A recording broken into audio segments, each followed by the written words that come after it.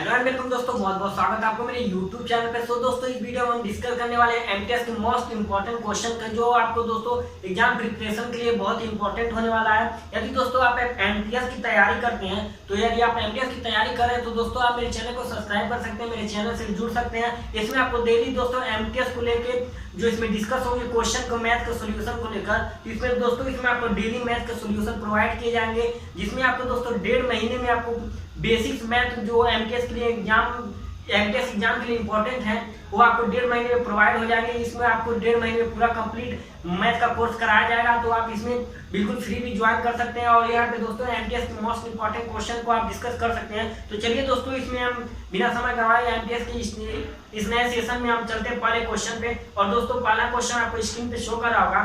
यहाँ पे दोस्तों पहले क्वेश्चन में दिया गया है 2 की पावर x माइनस 1 प्लस 2 की power x plus 1 is equal to 320। तो x का मान फाइंड करना है। यानी कि दोस्तों हमारा जो प्रश्न है वो है 2 की पावर x माइनस 1 प्लस 2 की power x plus 1 is equal to 320। इसमें दोस्तों हमें x का मान निकालना है। तो x का मान हम कैसे निकाल सकते हैं? यदि दोस्तों इसमें से हम कुछ कॉमन कर लें, जैसे दोस्तों यदि हम 2 की पावर दोस्तों यदि हम मान लीजिए अगर x माइनस 1 कॉमन कर लेते हैं तो हमारे पास दोस्तों यहाँ पे क्या हो जाएगा, 1 हो जाएगा।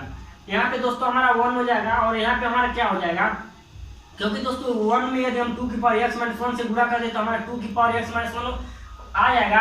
अब यहाँ पे दोस्तों हम क्या करेंगे, यहाँ पे लिखेंगे 2 और 2 का दोस्तों अब क्या करेंगे, यदि हम 2 की पावर 2 कर दे तो हमारा x प्लस 1 हो जाएगा।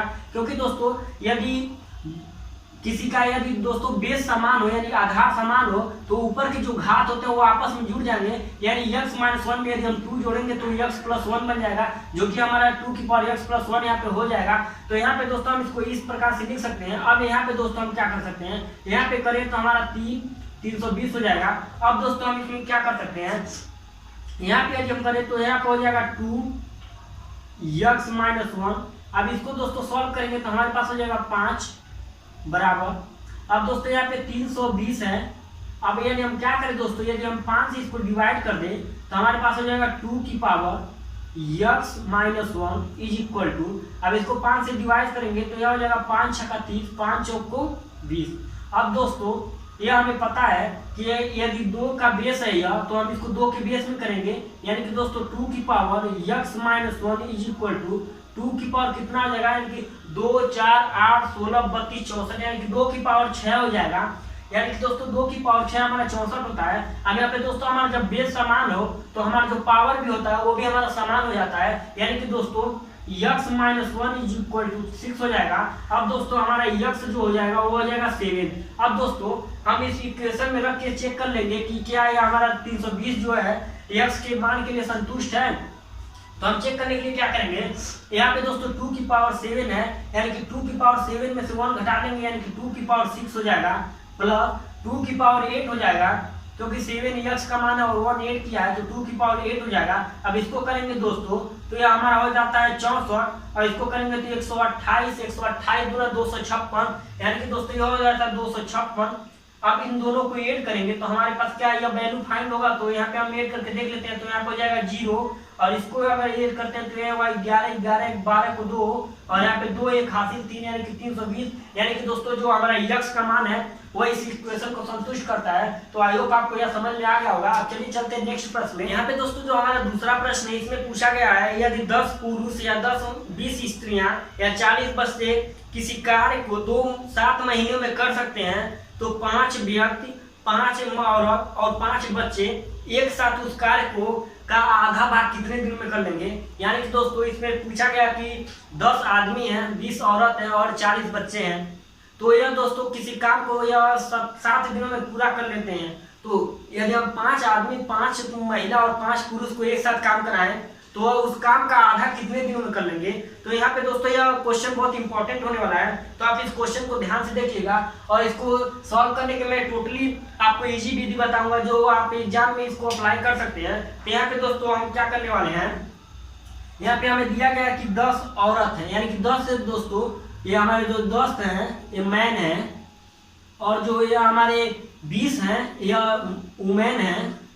दोस्तों हम आदमी को एम से और औरत को वुमेन से यानी डब्ल्यू से दर्शा रहे हैं। और यहाँ पे जो हमारे 40 हैं या बच्चे यानी बच्चे को हम दोस्तों यदि 20 से दर्शाएं तो हमारा ये इक्वेशन एक बन रहा है। यहाँ पे दोस्तों हमारा एक इक्वेशन बन जा रहा है। यदि हम टोटल काम निकालें, अब दोस्तों यदि हम टोटल वर्क निकालें, टोटल वर्क निकालें यानी कि दोस्तों कुल काम निकालें, तो कुल हमारा काम कितना हो जाएगा, यानी कि दोस्तों कुल काम हमारा जो हो जाएगा वह मान लीजिए हम किसी एक से करा रहे हैं कुल काम को, मान लीजिए हम 10 आदमी से कराएं या 20 औरत से कराएं या 40 बच्चों से कराएं, तो हमारा काम तो सेम ही होने वाला है, क्योंकि इन सभी कामों को ये मिल के कर रहे हैं। तो हम किसी एक से करा लेते हैं इस काम को। तो मान लीजिए यदि हम 40 बच्चों से कराएं या 20 औरत से कराएं या 10 आदमी से कराएं, माना कि मैंने दोस्तों ये 40 जो लड़के हैं, 40 लड़के हैं, इनसे हम काम को करा दे रहे हैं कितने दिनों में, 7 दिनों में। 7 दिनों में ये दोस्तों काम कर लेंगे। अब दोस्तों हमें ये तो हमारा हो गया टोटल काम। अब टोटल काम को कितने लोग कर रहे हैं, यानी कि 5 आदमी, 5 औरत और 5 बच्चे जो हैं इस टोटल काम को कर रहे हैं, यानी कि 5 मैन प्लस 5 वुमेन प्लस 5 बच्चे हैं, इस टोटल काम को ये कंप्लीट कर रहे हैं। तो ये जो जब ये को मान लीजिए यदि किसी काम को कोई काम आपको दिया जाए तो आप उस काम को करेंगे, तो मतलब आप उस काम को कर रहे हैं, यानी आप सिंगल हैं तो आपसे ही वो काम होगा। यदि 2 लोग हैं तो उस काम को हमें 2 लोगों में डिवाइड करना होगा। यानी कि दोस्तों यहाँ पे टोटल काम में यदि हम टोटल इफिशियंसी से भाग दे देते हैं, यानी कि टोटल वर्कर से भाग दे देते हैं, तो हमारा जो काम हो जाएगा वो कंप्लीट का दर्शा देगा। तो अब दोस्तों हम यहाँ पे क्या कर सकते हैं, अब दोस्तों अभी आदमी औरत और बच्चों का अनुपात निकाल लेते हैं, क्योंकि दोस्तों 10 आदमी 40 लड़कों के बराबर है और जो 10 आदमी है वो 20 औरत के बराबर है और 20 जो औरत है वो 40 लड़कों के बराबर है। तो इस काम को हम रेशियो में अब निकालते हैं कि रेशियो कैसे निकलेगा। तो दोस्तों रेशियो निकालना बहुत आसान है। जैसे दोस्तों मान लीजिए यहाँ पे 10 मैन बराबर 20 वुमेन बराबर 40 बच्चे हैं। यहाँ पे दोस्तों हमें सिंपल सा दिख रहा है, यदि हम 0 से 0 काट ले तीनों में तो हमारा इक्वेशन सेट हो जाएगा, यानी 1 मैन बराबर 2 वुमेन बराबर 4 बॉयज। यहाँ पे दोस्तों हमारा एक इक्वेशन यहाँ इजीली बन गया। अब इसको हम इस रेशियो को हम इसमें कन्वर्ट कर लेंगे। अब दोस्तों ये तो हमारा होगा इक्वली, यानी कि इसने के बराबर इतने हैं। लेकिन दोस्तों यह रेशियो में कैसे आएगा, तो रेशियो में लाने के लिए दोस्तों यदि आपको कोई ऐसा दे दिया जाए कि आपको इसको रेशियो में कन्वर्ट करना है, तो आप क्या करेंगे, पहले को हम ढकेंगे और इन दोनों का यदि हम गुना कराते हैं तो हमारे पास होता है 4 गुना 8, यानी कि दोस्तों 8 हो गया। अब इसको ढकेंगे और इन दोनों का गुणा कराएंगे, इसको छोड़ देंगे, इन दोनों का गुणा कराएंगे, तो यहाँ पे हो जाएगा 4। अब दोस्तों तीसरा निकालना है, तो इसको ढकेंगे, इन दोनों का गुणा कराएंगे, यानी कि 2 1 2, यानी कि ये रेशियो जो हो गया, ये हो गया मैन, ये हो गया वुमेन और ये हो गया बॉय। यानी कि इनका जो काम करने का एफिशिएंसी है वो 8:4:2 में है। इस अनुपात को यदि हम काट के छोटा कर ले तो हमारे पास हो जाएगा 4:2:1 का रेशियो। यहाँ पे दोस्तों हमारा रेशियो हो गया। अब हम इस रेशियो में इस काम को हम करवा सकते हैं। जैसे दोस्तों इस काम को हमें करवाना है 40 बच्चों से, तो 40 बच्चों से टोटल इफिशियंसी हम लिए हैं, यानी कि दोस्तों हम यहाँ पे 40 बच्चों की जगह हम 20 औरत भी ले सकते हैं या 10 आदमी भी ले सकते हैं। हम इसको आगे डिस्कस करके दिखाएं, तो पहले हम 40 बच्चों पे आपको करके दिखा दे रहे हैं। अब दोस्तों हम क्या करेंगे, यह जो इक्वेशन नंबर 1 है, इक्वेशन नंबर दोस्तों जो 1 है, अभी दोस्तों इस इक्वेशन नंबर 1 में यदि हम इसके अनुपातों को यदि रखें तो हमारा जो फाइनल आंसर रिजल्ट होगा वो आपके सामने कुछ इस प्रकार होगा। जैसे दोस्तों यहाँ पे हम बात करें, यहाँ पे जैसे 40 है तो 40 तो हमारा एग्जैक्ट रहेगा। अब जो बॉय है, बॉय का एफिशिएंसी कितना है, 1 है, यानी कि दोस्तों 40 गुना 1 हो जाएगा, गुना 7 हो जाएगा, बट्टा यहाँ पे 5 आदमी है और आदमी का एफिशिएंसी दोस्तों 4 है, यानी कि 5 गुना 4 प्लस 5 गुना औरत का एफिशिएंसी दोस्तों 2 है, यानी कि 5 गुना 2 प्लस या दोस्तों बच्चे का एफिशिएंसी जो है 1 है, तो यहाँ पे 1 हो जाएगा। अब दोस्तों हम इसको डिवाइड करेंगे, तो अब इसको हम जब सॉल्व करेंगे तो हमारे पास होगा यहाँ पे 40 गुना 7 बट्टे 5 चौक को 20, 5 गुना 10 प्लस 5। अब दोस्तों इसको हम करते हैं, तो इसको सॉल्व करेंगे तो हमारे पास हो जाएगा 40 गुना 7 बट्टा यहाँ पे 30 35। अब दोस्तों 7 × 5 = 35 और 5 से काटेंगे तो 8 × 5 = 40, यानी कि दोस्तों 8 दिन इस काम को टोटल काम को करने में लगेगा। यदि 8 दिन टोटल काम को करने में लगेगा तो इसमें आपसे पूछा गया है कि आधा काम करने में कितना दिन लगेगा, यानी कि दोस्तों हम डायरेक्टली कह सकते हैं कि 4 दिन में यह आधा काम कंप्लीट कर लेंगे, क्योंकि यह पूरा काम को जो कर रहे हैं वो कर रहे हैं 8 दिनों में, तो आधे काम को वो करेंगे 4 दिनों में। अब दोस्तों हम बात कर रहे थे, यहाँ पे हमने लिया था 40 बच्चों को, यदि हम 20 औरत को ले तो हमारा कैसा होगा, यानी कि दोस्तों ये तो हमारा सेम ही रहेगा, बस हमारा चेंज कहाँ पे होगा, चेंज दोस्तों हमारा यहाँ पे हो जाएगा। तो हम इसको आपको चेंज करके दिखा दे रहे हैं। यहाँ पे दोस्तों यहाँ पे हम बच्चों की जगह अब हम ले लेते हैं औरत को। यदि दोस्तों यहाँ पे मान लीजिए अगर 20 औरत हैं तब कैसे यह सॉल्व होगा, यानी कि दोस्तों 20 गुना efficiency of women is equal to 2 गुना 7 अपान, यहाँ पे दोस्तों इफिशियंसी ऑफ मैन 4 है, यानी कि 5 गुना 4 हो जाएगा, प्लस इफिशियंसी ऑफ वुमेन है, यानी कि दोस्तों यहाँ पे इफिशियंसी इसका जो है वो है 5 गुना 2, प्लस इफिशियंसी ऑफ बॉय 1 है, यानी कि 5 गुना 1 हो जाएगा। अब दोस्तों हम इस इक्वेशन को सॉल्व करेंगे तो 20 गुना 2 गुना 7 हो जाएगा।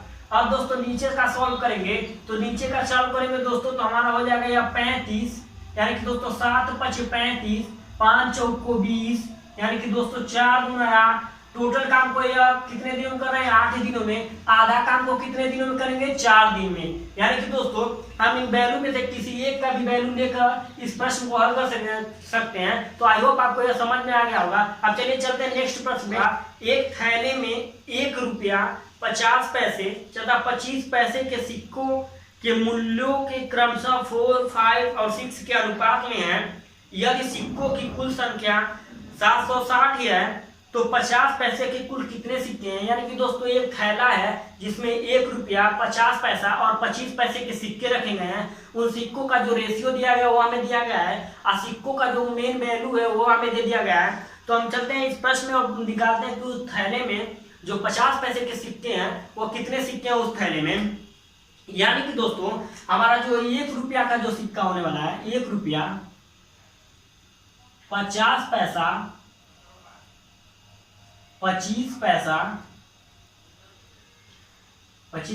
और दोस्तों जो हमारा मूल्य दिया है, मूल्य दिया है वह 4:5:6 में दिया गया है। यानी कि दोस्तों हमारा जो मूल्य दिया गया है 4:5:6 के रूप में दिया गया है। अब दोस्तों हम क्या करते हैं, यहाँ पे दोस्तों यदि मूल्य दे दिया गया है तो इनकी संख्या निकालते हैं। संख्या कैसे निकलेगा, संख्या यदि दोस्तों उस झोले में 1 रुपये के यदि 4 सिक्के हैं तो 1 रुपये के 4 सिक्के हैं तो दोस्तों वह 4 सिक्के जो हमारे होंगे 1 रुपये के होंगे। अब दोस्तों हम क्या करते हैं, अब 1 रुपये यदि 50 पैसे यानी 5 रुपया उस झोले में हो और वह दोस्तों सिक्के 50 पैसे के हो, यानी कि 5 रुपये में 50 पैसे के कितने सिक्के हो सकते हैं, 5 रुपया में 50 पैसे के कितने सिक्के होंगे, यानी कि 1 रुपये में दोस्तों 50 पैसे के 2 सिक्के होते हैं, तो 5 रुपये में जो 50 पैसे के सिक्के होंगे वो हमारे हो जाएंगे कितने, 10।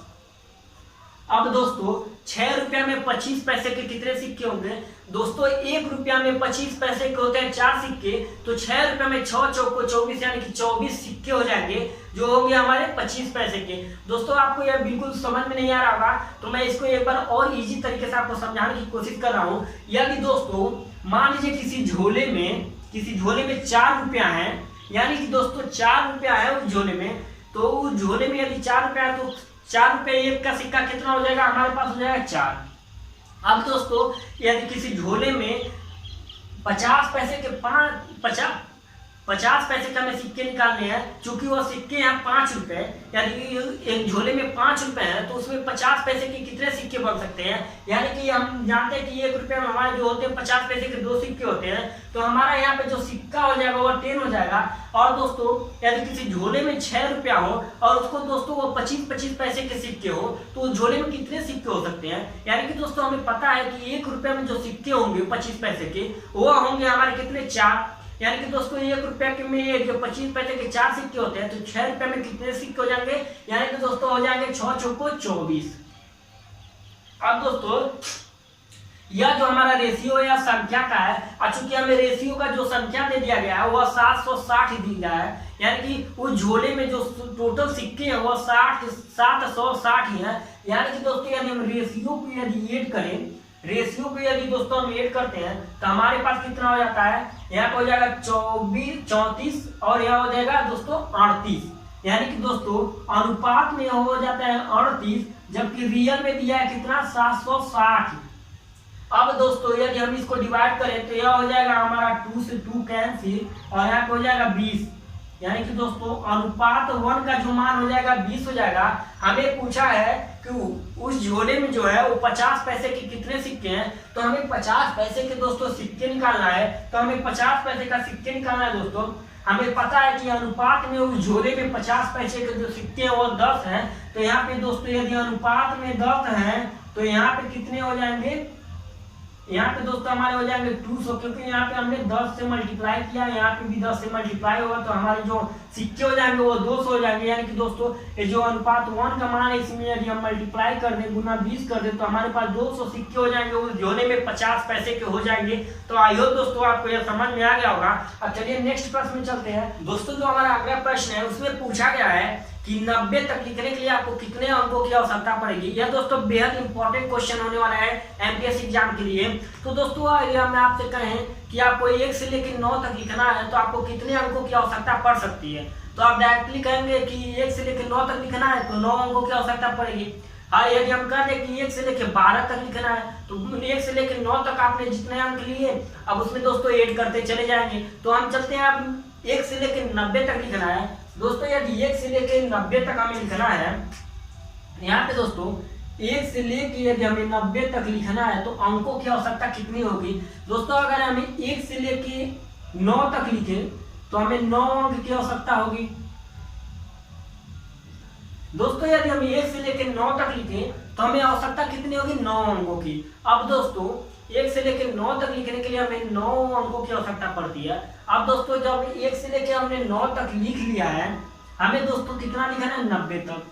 यदि हम दोस्तों टोटल बता दें कि आपको इसमें यदि आपको शेष जो अंक होंगे वो आपको कैसे निकालना है, तो शेष अंक निकालने के लिए यहाँ पे दोस्तों 90 तक हमें टोटली लिखना है और टोटल 90 तक हमें लिखना है। तो शेष 2 अंकों की जो संख्या होगी वो कैसे निकलेगी, यानी कि दोस्तों हमने तो 1 से लेकर 9 तक यानी कि जो 1 अंक की संख्या है, जो हमारी 1 है वह 1 अंक की संख्या है। 1 से लेकर 9 तक सिर्फ 1 अंक की संख्या होती है। तो 1 से लेकर 9 तक 1 अंक की संख्या हमारी कितनी हो जाएगी, हो जाएगी 9।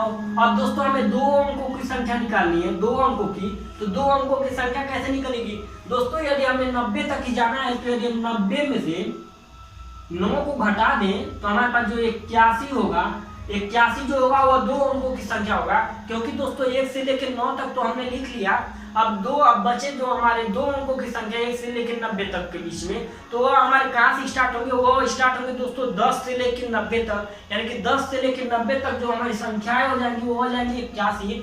अब दोस्तों हमें 2 अंकों का निकालना है तो हम क्या करेंगे, 81 गुना 2 करेंगे तो यह जो हमारे हो जाएंगे वो हो जाएंगे 2 और यह हो जाएगा 8 गुना 16। यहाँ पे दोस्तों यदि हम 1 अंक और 2 अंकों को जोड़ ले तो हमारे पास जो टोटल संख्या हो जाएंगे 9, 2, 11 को 1 और यह हो जाएगा 7 और यह हो जाएगा। यानी कि दोस्तों हमें जो टोटल अंकों की आवश्यकता होगी वो होगी 171। तो आई होप आपको यह समझ में आ गया होगा। अब चलते हैं अगले प्रश्न पे और अगले प्रश्न को देखते हैं। अगला प्रश्न होने वाला है, यह प्रश्न दोस्तों यह अलजेब्रा को लेकर है और अलजेब्रा पॉलिनोमियल को लेकर है यह प्रश्न। तो इसमें आपको स्क्रीन पे शो कर रहा होगा, यहाँ पे दोस्तों यह डिवाइड रूल के लिए अप्लाई हुआ है। यदि दोस्तों इसमें पूछा गया है यदि x की पावर 11 + 1 में x + 1 से भाग दिया जाए तो शेषफल कितना होगा। यानी कि दोस्तों x की पावर 11 + 1 में हमें किससे डिवाइड करना है, x + 1 से। यदि दोस्तों हम इसको साधारण जो हम 9, 10, 11, 12 में पढ़ते हैं, यदि हम उस विधि से हल करें तो यह पूरा बोर्ड भर जाएगा। इसके बाद भी जगह हमें खाली नहीं बचेंगी, हमें एक बार और मिटा के फिर से इस बोर्ड को हल करना पड़ेगा। तो हम इसको इजी तरीका बना देते हैं कि इजी से हम इस प्रश्न को कैसे हल करेंगे। यहाँ पर हमें दोस्तों शेषफल पूछा है, तो शेषफल पूछा है तो यदि दोस्तों हमें x + 1 = 0 ले ले तो यानी x = 1 यदि दोस्तों इससे यदि इसमें भाग जाता है तो यह इक्वेशन को संतुष्ट करेगा। यदि दोस्तों यह इक्वेशन को संतुष्ट करता है तो यह हमारा यहाँ पे शेषफल निकल सकता है। तो हम इसको डायरेक्टली इसमें पुट करते हैं, यानी कि x की पावर 11 प्लस 1 में पुट करेंगे तो यानी कि दोस्तों -1 की पावर 11 प्लस 1।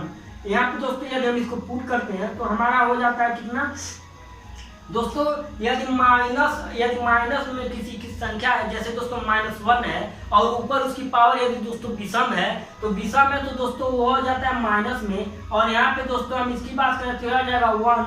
अब दोस्तों 1 कट गया, अब यह हो गया हमारे पास 0। तो यहाँ पे दोस्तों यह हो गया 0, तो हम इसको डायरेक्टली कह सकते हैं कि इसका जो शेषफल होगा वो 0 होने वाला है, क्योंकि दोस्तों x = 1 पे ये पूरी तरह से कट जाता है। यदि दोस्तों नहीं करता तो हम कह सकते हैं यह इसका शेषफल है, लेकिन दोस्तों यह जब पूरी तरह से कट गया तो हम इसको कह सकते हैं कि यह इसका शेषफल नहीं हो सकता है, यानी कि दोस्तों यह शेषफल लेस है, यह इसके पूरी तरह से डिवाइड हो जाता है।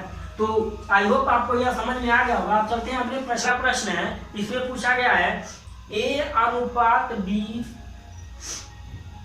दोस्तों A/B = 2/3 एवं B/C = 5/7 है।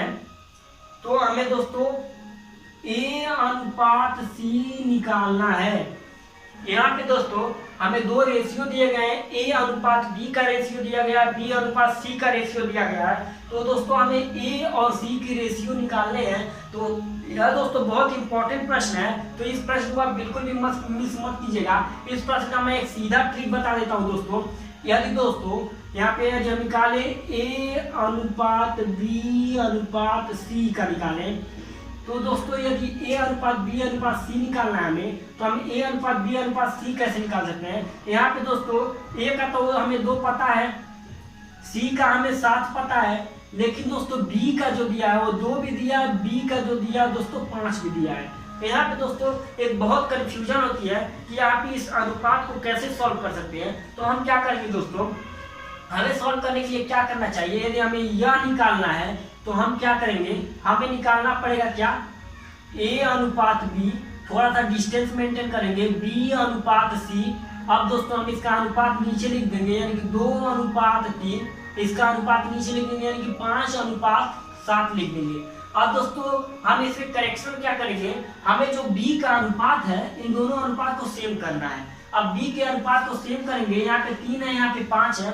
तो एक सिंपल सा रूल यह है दोस्तों, यहाँ पे यदि जो संख्या हो उस संख्या से इसमें गुना, और यहाँ पे जो संख्या है इस संख्या से इसमें गुना, यानी कि दोस्तों इसमें यदि हम 5 से गुना करें, इसमें यदि हम 3 से गुना करें, तो दोस्तों अनुपात का एक और रूल है कि यदि दोस्तों आप किसी संख्या में गुना करते हैं, मान लीजिए हमने B में गुना किया 5 से, तो हमें 5 से A में भी गुना करना पड़ेगा। यानी कि दोस्तों हम इसमें 5 से गुना करेंगे तो इसमें भी 5 से गुना करेंगे, तो यहाँ पे हो जाएगा 5 × 10 अनुपात 15, यहाँ पे दोस्तों यह हो जाएगा 15 अनुपात 7 को 21। अब दोस्तों अब हमारा अब B का जो अनुपात है वो तो सेम हो गया, तो हम इसको A/B/C के फॉर्म में लिख सकते हैं, यानी कि 10/15/21। अब दोस्तों जो हमारा B का अनुपात है वो 15, तो हमें पता चल गया। अब यहाँ पे दोस्तों हमें A/C पूछा है, तो A/C हमारा यहाँ पे B को यदि हम रिप्लेस कर दें, B को हटा दें, तो हमारे पास हो जाएगा A/C, यानी कि 10/21 हो जाएगा। यहाँ पे दोस्तों हमारा जो 10/21 है वह बिल्कुल सही होने वाला है। तो आई होप आपको समझ में